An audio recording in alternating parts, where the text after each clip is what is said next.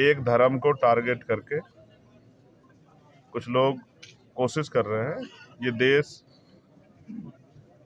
हमेशा एकजुट रह के ही आगे बढ़ा। जो लोग देश को तोड़ना चाहते हैं वो इस तरह की नीति रीति को आगे बढ़ाने का काम कर रहे हैं सिर्फ राजनीतिक स्वार्थ में। उनको समय पर जनता जवाब देगी। सांसद जी, आपने जो सीओ साहब थी उनसे आपने एक सवाल किया था कि आपके थाने में कितने लाइसेंस है और किस किस को है। नहीं, मैंने सीओ से नहीं कहा, क्योंकि सीओ के अंडर में सिर्फ थाना नहीं आता है।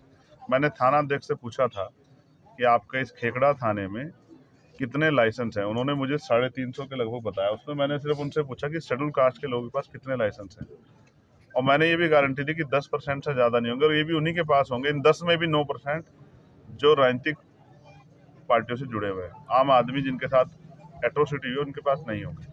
और मैंने सीओ मैम से कहा कि आपके सर्किल में जितने लाइसेंस हैं आप मुझे उसकी रिपोर्ट दीजिएगा। मैं डीएम एसएसपी से भी अभी मिलूंगा, उनसे भी कहूंगा कि वो बताएं कि बागपत में शेड्यूल कास्ट के लोगों पर कितने आर्म्स लाइसेंस हैं। नहीं, बागपत भ्रमण के बाद अगर इन्हें न्याय नहीं मिलता तो आपका अगला कदम क्या होगा? आप जानते हैं मेरा क्या कदम होगा। मुझे आप मेरे किरदार को जानते हैं, मेरा कदम क्या है। फिर मैं सड़कों पे लड़ूंगा।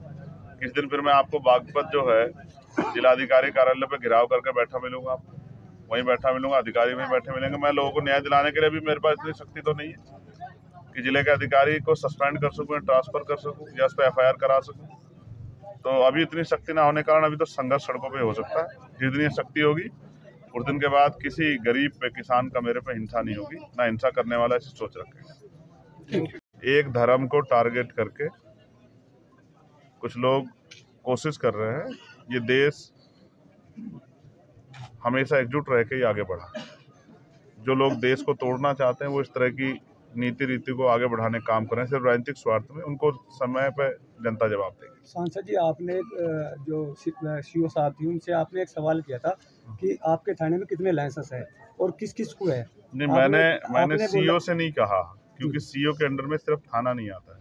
मैंने थाना अध्यक्ष से पूछा था कि आपके इस खेकड़ा थाने में कितने लाइसेंस हैं। उन्होंने मुझे 350 के लगभग बताया। उसमें मैंने सिर्फ उनसे पूछा कि शेड्यूल कास्ट के लोगों के पास कितने लाइसेंस हैं, और मैंने ये भी गारंटी दी कि 10% से ज़्यादा नहीं होंगे, और ये भी उन्हीं के पास होंगे। इन 10 में भी 9% जो राजनीतिक पार्टियों से जुड़े हुए हैं। आम आदमी जिनके साथ एट्रोसिटी हुई उनके पास नहीं होंगे।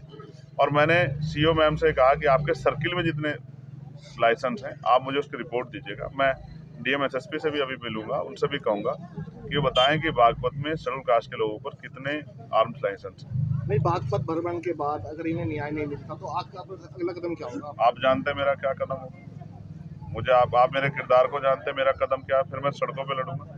किस दिन फिर मैं आपको बागपत जो है जिलाधिकारी कार्यालय पे घिराव करके बैठा मिलूंगा, आपको वहीं बैठा मिलूंगा, अधिकारी वहीं बैठे मिलेंगे। मैं लोगों को न्याय दिलाने के लिए भी मेरे पास इतनी शक्ति तो नहीं है कि जिले के अधिकारी को सस्पेंड कर सकूं, ट्रांसफर कर सकूं या उस पर एफआईआर करा सकूं। तो अभी इतनी शक्ति ना होने के कारण अभी तो संघर्ष सड़कों पे हो सकता है। जितनी शक्ति होगी उस दिन के बाद किसी गरीब पे, किसान का मेरे पे हिंसा नहीं होगी, ना हिंसा करने वाला ऐसी सोच रखेगा।